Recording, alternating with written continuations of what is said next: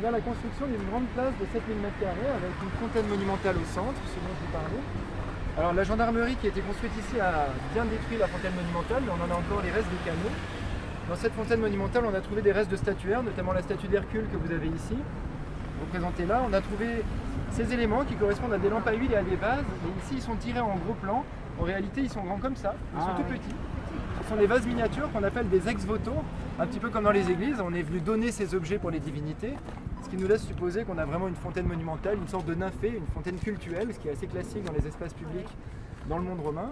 Et puis autour de cette place et de cette fontaine, on a ces grandes basiliques qui sont rassemblées ici. Il faut imaginer qu'à chaque point noir, on avait des colonnes, des gros piliers qui soutenaient une charpente. Donc on avait des salles avec des nefs, un petit peu comme dans une église, c'est le plan basilical.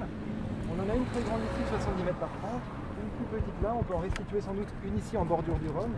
Les quais devaient passer à peu près au milieu des maisons à l'époque. Donc on devait juste avoir une voie qui longeait ce bâtiment et qui venait se connecter au pont qui passait ici. Et du coup ce plan il est totalement atypique, il est des successions de piliers qui entourent une place. Dans les termes architecturaux on appelle ça une stoa. Donc ici on a un plan qui est très proche de ces plans grecs ou orientaux, turcs, on retrouve les mêmes choses à Éphèse. Et c'est assez surprenant pour une ville gauloise, mais à Vienne, on a un rapport avec l'Orient qui est permanent. On a ce marchand oriental qui est ici, on a ces bâtiments publics qui sont ici. On est quasiment sur une ville hellénistique, et c'est assez intéressant, ça pose des questions sur l'histoire même de la ville.